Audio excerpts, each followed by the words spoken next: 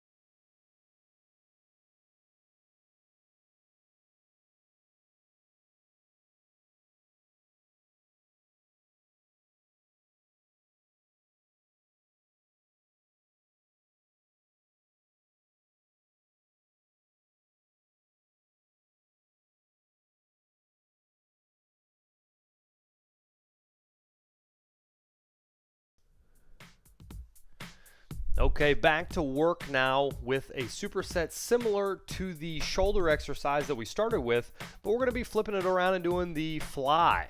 Now, one thing I'll point out with the fly is a lot of people like to go in a real high elbow position if you're a beginner. If you're doing a resisted fly position, you want your elbows down a little bit to activate your chest. Lower your elbows and then work down to where your hands are even with your chest, but your elbow is slightly lower. If you try to go high with your elbows, it's really hard to keep your chest activated. But again, we got one partner being the active anchor. They are trying to engage their chest while the other partner is moving the entire time, flexing and moving through the fly. So increasing time under tension with this part of the workout. And one thing I'll also say about this actual section here is your shoulders are going to start to be on fire from the first exercise again, quick activation. So you want to make sure that you're stretching a little bit in between the sets. I started getting a lot of burn in my right shoulder, so you might make sure that they are even. Anytime that you're pulling and you find that one arm's getting more fatigued than the other, it may be that you're uneven with your anchor. You want to make sure that you're activating equally between arms.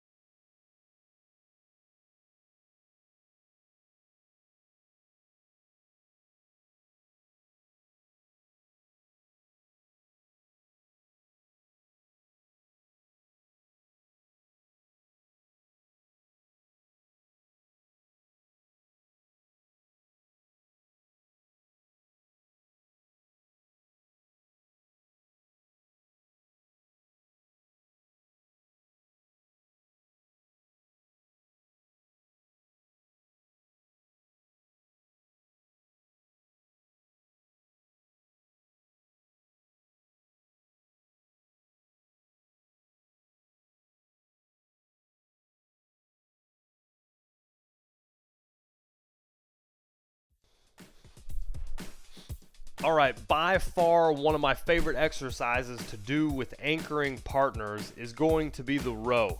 You're going to be seated on the ground, and we've got the duo again. Remember, we use the duo so that there's no flex. If we use resistance bands on both sides, it's really hard to maintain a consistent pull.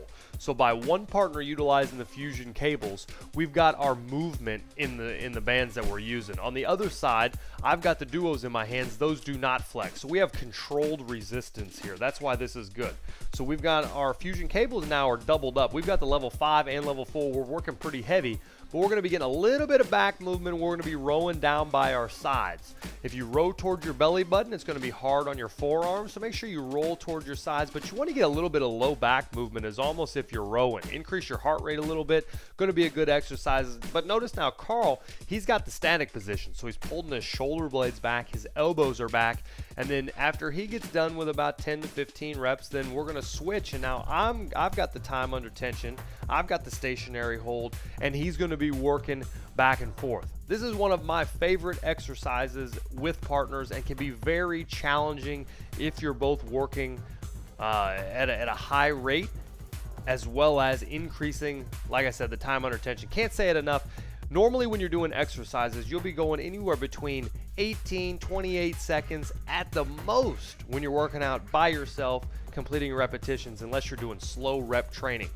So by doing this, you're increasing, if not almost doubling, the time under the load. Going to be great results for you. Enjoy this exercise. Like I said, it's one of my favorites, so push yourself here.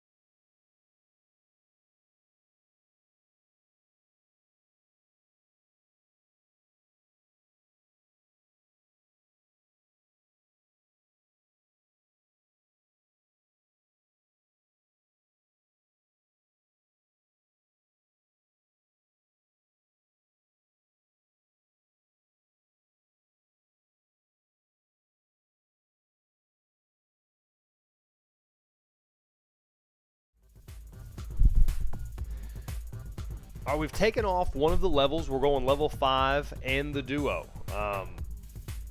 This exercise is going to be the bicep curl, where we're going to do different combinations with our elbows towards the middle of our body and our elbows on the floor. You'll notice we'll be doing both of those sequences here. The biggest thing that you want to make sure you do is you don't roll your wrist, keep a good straight wrist, and then when you do the elbow on the floor position, you can do between a hammer or a flat wrist. Sometimes you got to do whatever your body wants to do. What I mean by that is sometimes my wrists don't really want to do a flat hand position. Sometimes they'd rather do a hammer. I just listen to my body and I change accordingly. So make sure that if you're feeling any kind of wrist pain, that you move to the hammer curl. If you're not feeling any wrist pain, open grip sometimes can give us better muscle definition for a better kind of a hump on your bicep, right? So in here, notice now we're doing that same concept with our partners. We've got the hesitation, stationary hold side, and then we've got the mover side. So you kind of have about 15 to 20 seconds of your mover, then you got 15 to 20 seconds while you're holding.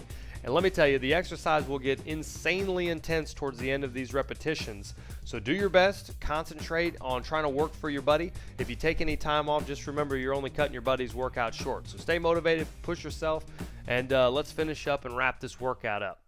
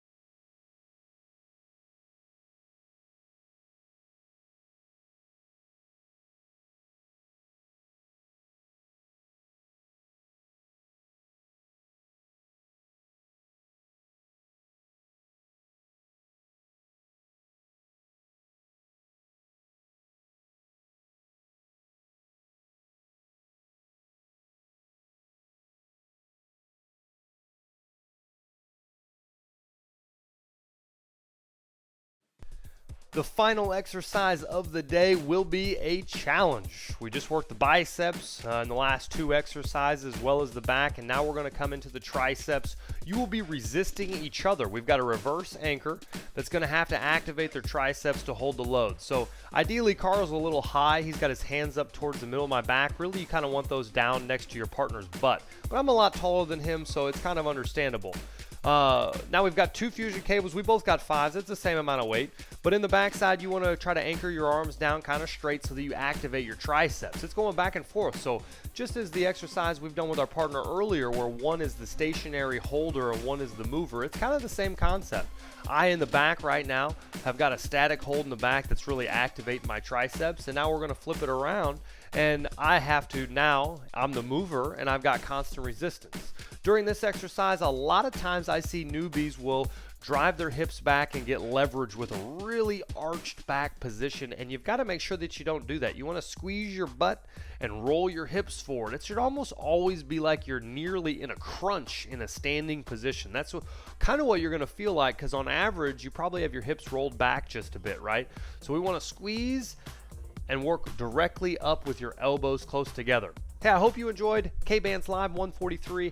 I do a lot of partner-based workouts like this, and I think that you really have a lot of fun. If you add it to your workout routines, if you're big into lifting, if you're big into the CrossFit kind of thing, this is an awesome way to kind of supplement some of the exercises you're doing and mix it up a little bit.